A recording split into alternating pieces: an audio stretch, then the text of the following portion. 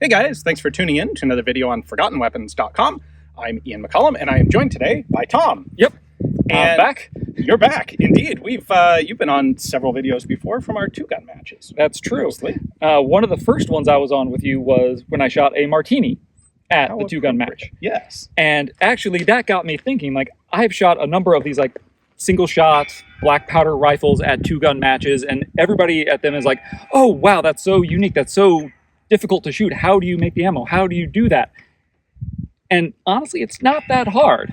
That's the thing. There's a lot of accessibility in the old black powder military rifles where, there's a little bit of a hump because you're usually going to have to make your own ammunition. Exactly. But it's not hard to do. A lot of the rifles are available.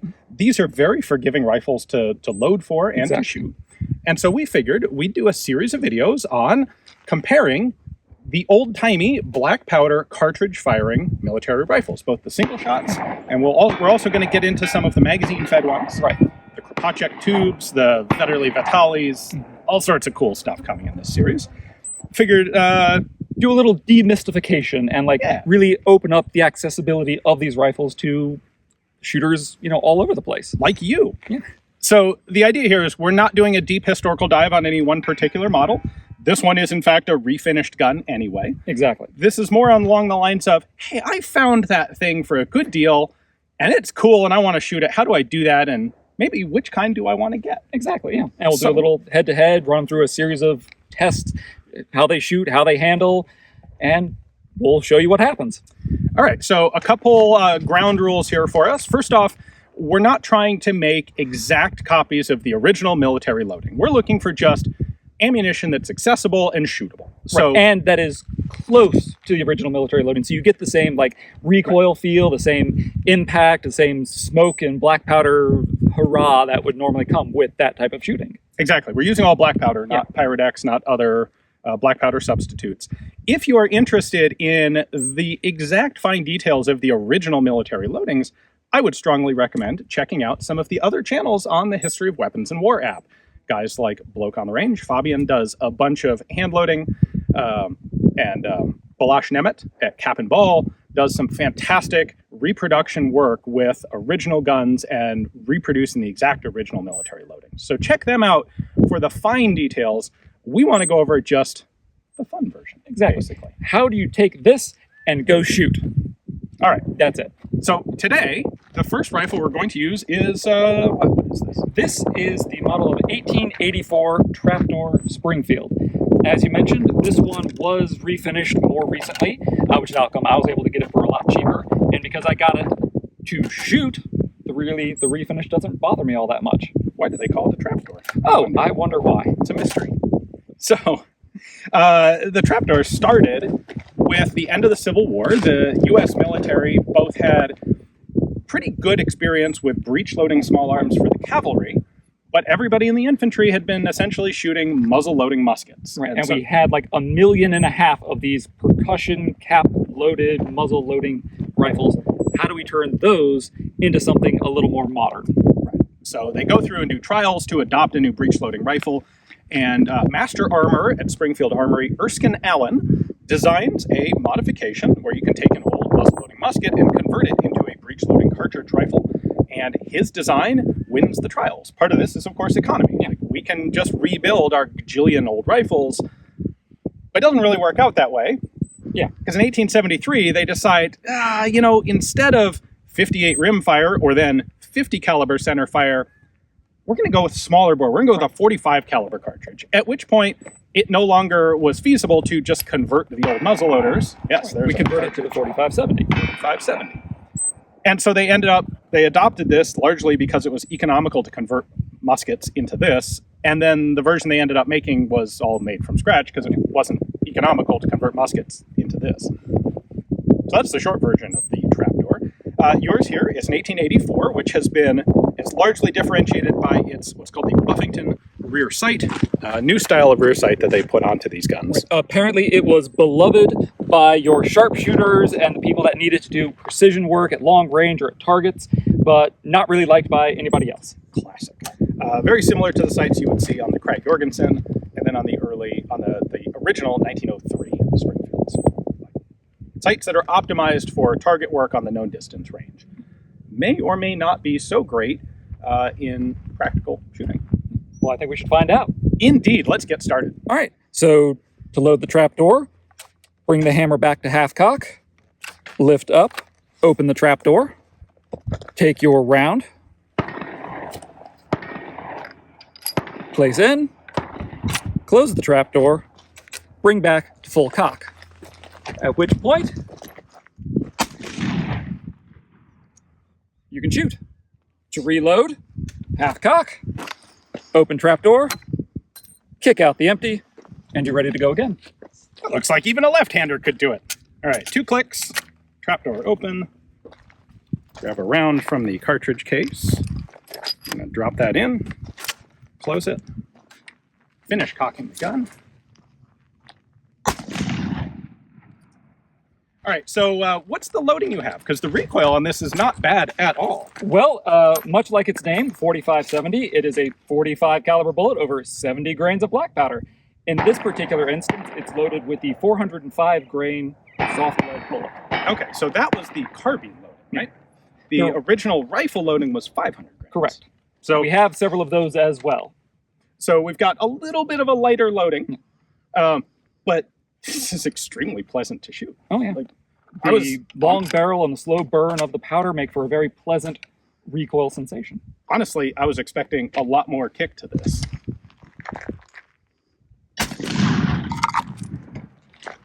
That's fantastic. And it smells great, too. So we got a nice spring-loaded ejector in there. Absolutely. Once you get the... Once you get this up to the last bit of travel there, it pops that case out. All right, so you were talking about how pleasant it was to shoot with the 405 grain carbine loads. Yes. So I brought you a couple of the 500 grain full rifle loads. Cool. So let's see if you also think these are pleasant. Let's see how much worse that is. Or if it's not worse at all, perhaps.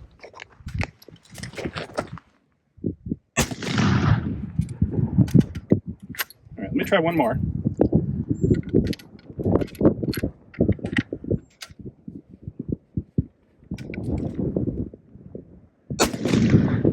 Honestly, I don't feel any significant difference. Maybe the tiniest bit, but it's not like these are, oh my goodness, monster, awful shots, and the carbine 405s are super pleasant. They're pretty darn similar. I bet there's more of a difference shooting the heavy load out of a carbine. I bet that's true. I mean, Hence, so much lighter weight, no handguard, yeah. Yeah, hence why they adapted a lightweight load for the carbine. Oh, headshot. Impressive. Let's see if I can reset that. All right, so that barrel's starting to get toasty. Yeah, one of the downsides of the real black powder is that because it spends a lot of time burning in the barrel, it gets hot pretty quick.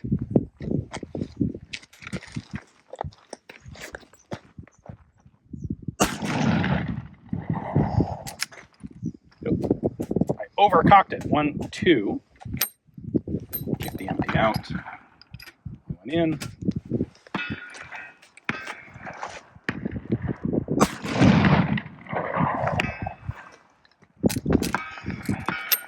Whew. That's a lot of fun. This handguard's not really a lot of full coverage there. It is not. You can burn your hand pretty easily. Yeah. All right, let's try shooting this from some sort of improvised barricade. Like exactly. Yeah. that. Oh, what do you know? How convenient. All right, so classic case of shooting through or shooting over, say, an adobe wall or a stone wall.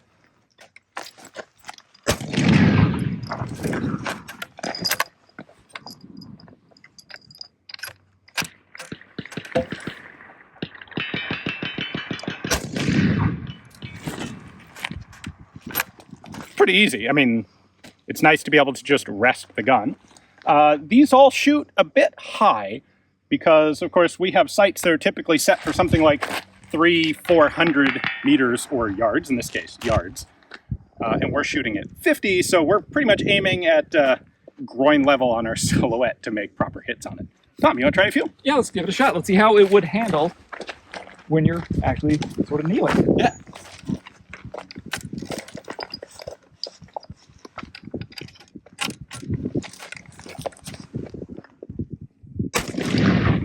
Nice.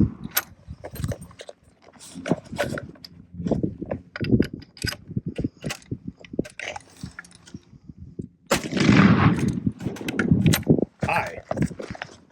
Sorry, you suck.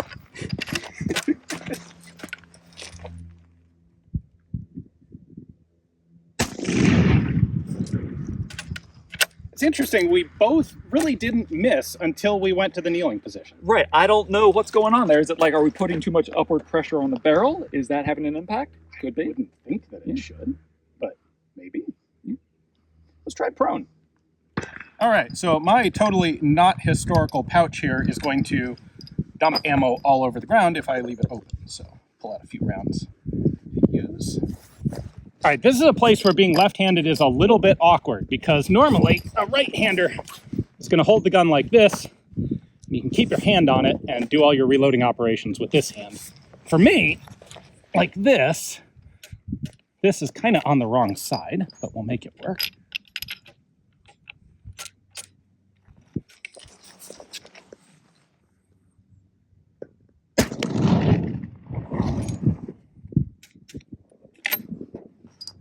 Helps to keep the muzzle pointing a little bit down here to help drop the rounds into the chamber.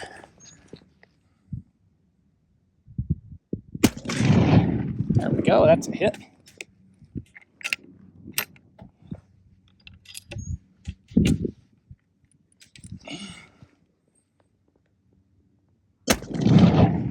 And that's a miss. Normally, you'd expect prone to be the worst recoil, but still not bad. Way less than I was expecting. Tom, why don't you give this a try? Sure.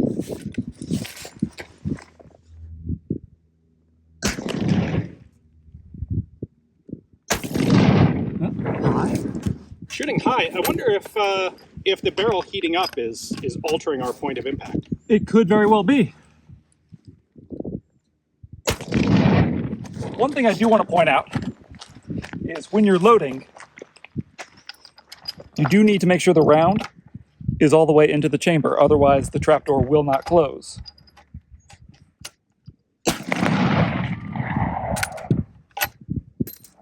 Now you just went and put it at full cock, and you can still open the action. Yes. It's just not the proper official procedure. Correct.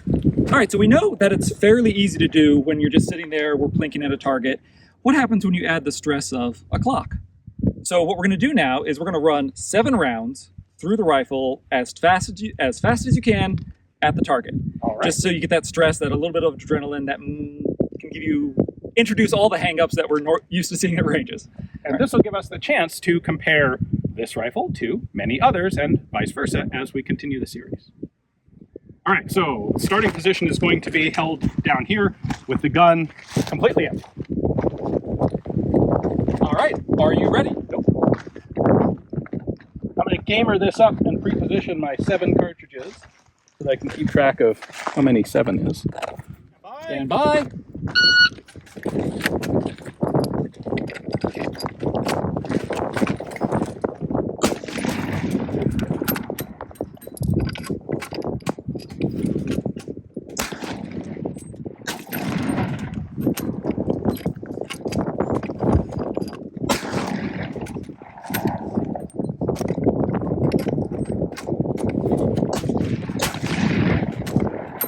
Making a good faith effort to attempt a hit on every shot. Wait, I'm making most of them, I think. Number 6. Oh, that was... Come on.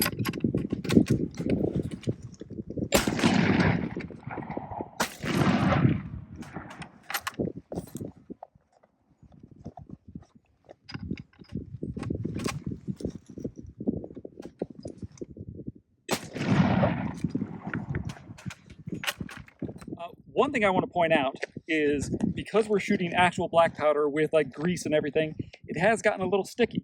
Yes, I noticed. You had to kind of confirm that trapdoor was all the way in place. I did, yeah, and that is one of the things that comes with shooting actual black powder with grease and gunk and everything that comes with it. The good news is it's at least easy to clean. That is true. All right, well, that was pretty fun, and I think I can conclusively say that is the fastest black powder rifle we have ever done in this series. You know what? I have to agree. I can't wait till we have a second rifle to compare it to. Yeah, it'll be really interesting watching this going forward. Exactly. Now, if someone wants to do this themselves, you're going to show them how to make the ammunition. Exactly. But not here on YouTube. Not here on YouTube, because YouTube does not allow people to show how to make ammunition. So head over to the History of Weapons and War app if you would like to see the second half of the episode. Get yourself set up to shoot your own trapdoor. If not, we understand. Hopefully you enjoyed the shooting footage, and we're excited to bring some more of these to you. Thanks for watching.